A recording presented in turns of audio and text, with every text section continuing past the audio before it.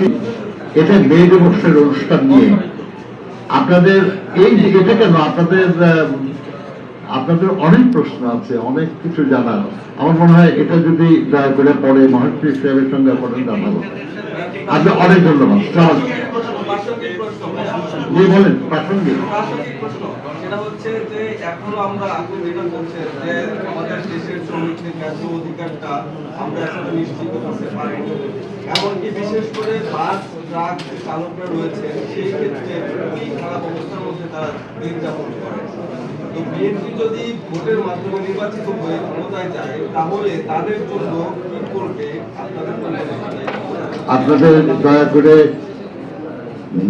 দেশনেত্রী বেগম খালেদা জিয়ার ভিশন 2030 এবং আমাদের নেতা জনাব তারেক রহমান কর্তৃক ঘোষিত 31 দফা কর্মসূচিটা পড়ে থাকার অনুরোধ করব।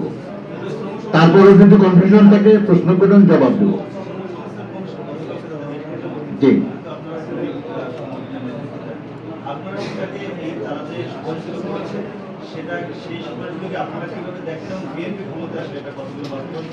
আমরা তাদের যে সুপারিশ আমি যতটুকু পত্রিকায় পড়েছি তাতে আমরা সমর্থন করি তাদের সমস্ত প্রস্তাবগুলি।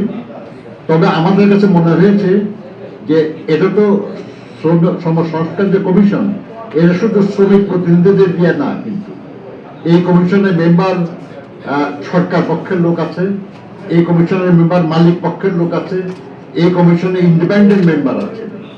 কাজে তারা সবাই মিলে যে সুপারিশটা করেছে সেই সুপারিশে শ্রমিকদের সব আকাঙ্ক্ষা পূরণের কথা সম্ভবত সংযুক্ত করা যায় নাই, কিন্তু যতটুকু করা হয়েছে আমরা সেটা সমর্থন করি। আমরা সমর্থন করি ওটা, কারণ আজকাল দ্রব্য মূল্যের যে অস্থিতিশীলতা তাতে 5 বছর পর্যন্ত অপেক্ষা করলে এই ইতিমধ্যে শ্রমিকদের প্রকৃত মজুরি এতই কমে যায় যে তাদের সংসার চালানো সম্ভব না। সেই জন্য জাতীয় নিম্নতম মজুরির কথা তারা বলেছে, এবং সেকেন্ড এবং সেক্টরাল যে নিম্নতম মজুরি সেটার কথা বলেছে তারা 3 বছর। আমরা মনে করি এটা যুক্তিসঙ্গত। Thank you.